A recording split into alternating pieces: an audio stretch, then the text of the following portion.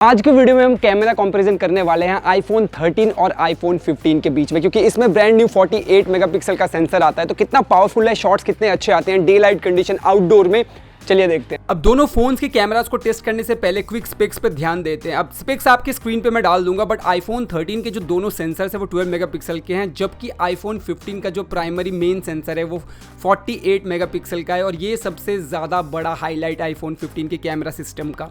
अब इसकी वजह से होता ये है कि फोटोज़ ज़्यादा शार्प आते हैं, वीडियोज़ की क्वालिटीज़ भी बढ़ गई है, बट कितने हद तक वो चेंज हुआ है वो आने वाले सैम्पल्स में मैं आपको दिखाऊंगा। और भी स्पेक्स की बात करें तो अब आईफोन 15 में आपको एक्शन मोड देखने को मिलता है, जो कि 2.8K 60 FPS तक रिकॉर्ड कर सकता है, और सिनेमैटिक मोड भी अब 4K आ चुका है, 30 FPS तक आपको मिल जाएगा। जबकि आईफोन 13 में आपको कोई एक्शन मोड देखने को नहीं मिलता है, एंड सिनेमैटिक मोड भी उसका 1080p तक ही लिमिटेड है। तो ये कुछ चीज़ें चेंज है। एंड फ्रंट कैमरे की बात करें तो दोनों 12 मेगापिक्सल के ही हैं, बट आईफोन 13 में f2.2 मिलता है, जबकि आईफोन 15 में f1.9, जिसकी वजह से लो लाइट परफॉर्मेंस थोड़ी बेटर है। तो चलिए अब सारे टेस्ट जो है वो एक एक करके शुरू करते हैं। सबसे पहले आईफोन 13 के इमेजेस। तो ये इमेज जो है वो मैंने मेन सेंसर से लिया हुआ है। अगर इस इमेज में हम थोड़ा जूम करें तो डिटेल्स वगैरह देखोगे तो आप डिसेंट डिटेल्स हैं, ऐसा कोई शिकायत आप नहीं करोगे।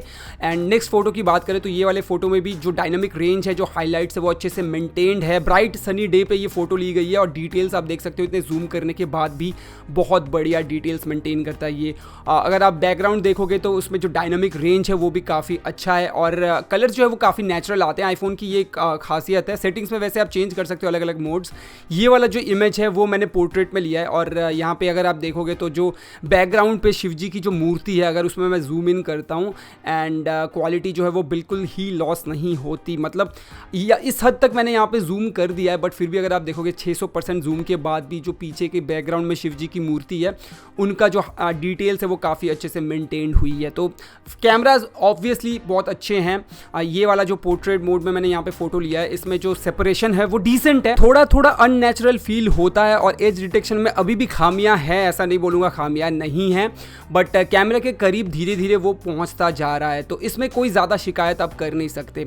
बात करें अगर फ्रंट कैमरा की, तो ये वाला जो सैम्पल है मैंने फ्रंट कैमरा से लिया है, और इसमें भी जो हाईलाइट्स हैं, शेडोज़ हैं वो अच्छे से मेंटेन्ड हैं। जो स्किन टोन्स है वो काफ़ी नेचुरल है। जो टी शर्ट पहना हुआ है मैंने उसका कलर भी काफ़ी नेचुरल आया है। तो ये मुझे काफ़ी खास अच्छा लगता है आईफोन्स की, जो उसके स्किन टोन्स एंड जो कलर्स होते हैं वो बहुत अच्छे आते हैं।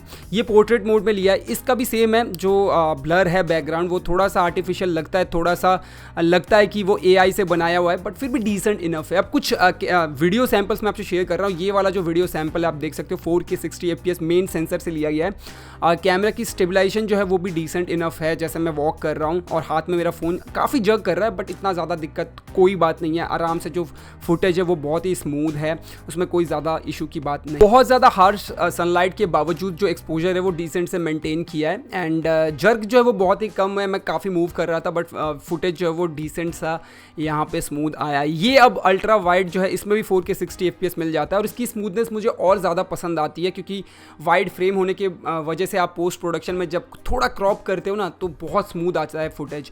डिस्टोर्शन थोड़ा थोड़ा लगता है, फोटो में थोड़ा ज़्यादा लगता है, वीडियो में इतना खास लगता नहीं है, बट ओवरऑल जो फुटेज आता है वो काफ़ी क्लीन आता है, बहुत ही अच्छा आता है, एंड सारी चीज़ें जो है वो अच्छे से मेंटेन करता है, शैडो वगैरह। Now moving forward, iPhone series का जो एक और हाईलाइटेड फीचर है वो है सिनेमैटिक मोड। आईफोन इसको लेके बहुत ज़्यादा हल्ला मचाते हैं, तो इतना ज़्यादा यूज़फुल नहीं है। जैसे आप देख सकते हो एजेस जो है वो काफ़ी ब्लरी वगैरह आते हैं, बट डिसेंट एक फुटेज आपको मिल जाता है अगर आप चाहते हो फॉर फन यूज़ करना। ऑब्वियसली ये प्रोफेशनल तो बिल्कुल ही नहीं है, बट अगर आप फॉर फन थोड़ा क्रिएटिव होने के लिए यूज़ करना चाहते हो तो आप कर सकते हो, और स्टैंड आउट करता है कभी कभी ये फीचर अगर आप अच्छे से यूज़ कर पाते हो तो, या फिर अच्छा शॉट मिल जाता है तो।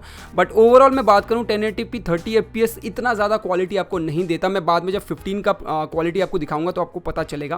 फ्रंट कैमरे की बात करें तो इसमें 4K 60 FPS आप रिकॉर्ड कर सकते हो, और इसकी स्टेबिलिटी भी ठीक है। आप देख सकते हो मैं रन कर रहा था फिर भी जो क्वालिटी है वो डिसेंट इनफ थी। अब सिनेमैटिक मोड की बात करें तो फ्रंट कैमरे में भी आपको मिलता है, इसकी भी स्टेबिलिटी ठीक है, और जो सेपरेशन है ये थोड़ा सा मुझे ज़्यादा नेचुरल लग रहा था, क्योंकि मैं बहुत करीब करीब से पकड़ रहा था, तो डिसेंट क्वालिटी इसकी भी थी। अब मूव करते हैं आईफोन 15 के ऊपर, जिसका आप बेसब्री से वेट कर रहे हो। और 48 मेगापिक्सल के बारे में जो भी क्वेश्चंस है वो तुरंत आंसर हो जाएंगे पहले ही शॉट में। जैसे ये मैं जूम इन करता हूँ तो जो हाईलाइट्स एंड डिटेल्स हैं साइड बाय साइड 13 को अगर आप कंपेयर करो तो आपको तुरंत पता चल जाता है इसकी शार्पनेस और ब्राइटनेस कितनी अच्छी है। 3 अलग अलग मोड्स आते हैं, जैसे मैंने पहले भी बताया था। टेलीफोटो लेंस तो नहीं है, बट उसका इफेक्ट देता है सेंसर को क्रॉप करके, तो ये side by side 1x and 2x आप चेक कर सकते हो। क्वालिटी अच्छी है। ये एक बहुत इंटरेस्टिंग सैंपल है, ये आईफोन 13 से लिया है और सेम फोटो मैंने 15 से भी लिया है। जैसे देखोगे आप साइड बाय साइड, और इसकी जो डायनामिक रेंज है और जो हाईलाइट्स है वो इतने अच्छे से मेंटेन हुए कि क्या। तो फोटोज़ को मैंने 400% जूम पे रखा है और आप देख सकते हो आईफोन 15 का जो शार्पनेस है वो इतना अच्छे से मेंटेन हो रहा है। सेम फोटो में और एक सीन है जहाँ पे ये लैम्प पोस्ट है, और यहाँ पे भी अगर आप देखोगे 15 में जो शार्पनेस है इमेज की वो बहुत अच्छी है कंपेयर टू आईफोन 13। तो एक्स्ट्रा जो मेगापिक्सल्स है वो काउंट हो रहे हैं।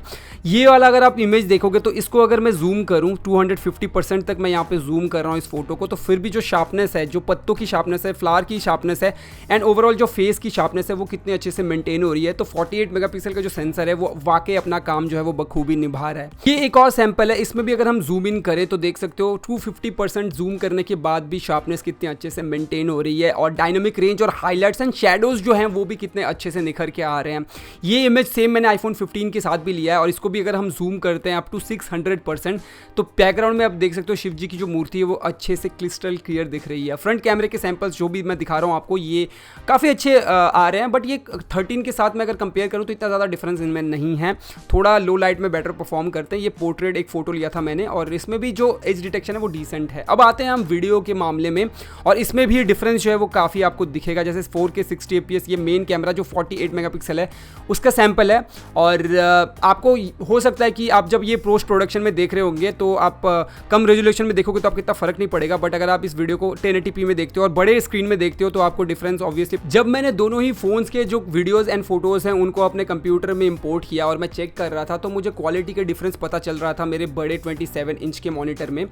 बट यही है कि इतना ज़्यादा एविडेंट आपको नहीं लगेगा अगर आप अपने फ़ोन के डिस्प्ले में ही देखते हो, बट बड़े डिस्प्ले में जब आप देखने जाओगे तो 48 मेगापिक्सल का जो डिफरेंस है वो आपको तुरंत पता चल जाएगा। ये वाला सैंपल जो है वो अल्ट्रा वाइड लेंस से मैंने लिया था। अब ये तो 12 मेगापिक्सल का, इसमें ज़्यादा डिफरेंस आपको दिखेगा नहीं, बट 48 मेगापिक्सल का जो सैंपल है उसमें डिफरेंस आपको ज़रूर कहीं ना कहीं दिखेगा। ये वाला जो क्लिप है ये 2.8K 60 fps ये एक्शन मोड में मैंने लिया है। मैं काफ़ी ज़्यादा भागा दौड़ी कर रहा था अपनी बेटी के पीछे पीछे, और अगर आप फुटेज देखोगे तो उसमें ज़रा सा भी जर्क या फिर ज़रा सा भी शेक आपको देखने को नहीं मिलेगा। अब इस मोड का एक कैच है, आपको बहुत ज़्यादा ब्राइट लाइट में ही ये जो मोड है आपको यूज़ करना पड़ेगा। लो मोड में आप यूज़ करने जाओगे तो काफ़ी डार्क आता है आपका फुटेज, जो कि बिल्कुल अच्छा नहीं लगता। तो ये अगर आप मोड यूज़ करना चाहते हो तो मेक श्योर करें कि आप बहुत ही ज़्यादा ब्राइट लाइट में आप फुटेज ले रहे हो।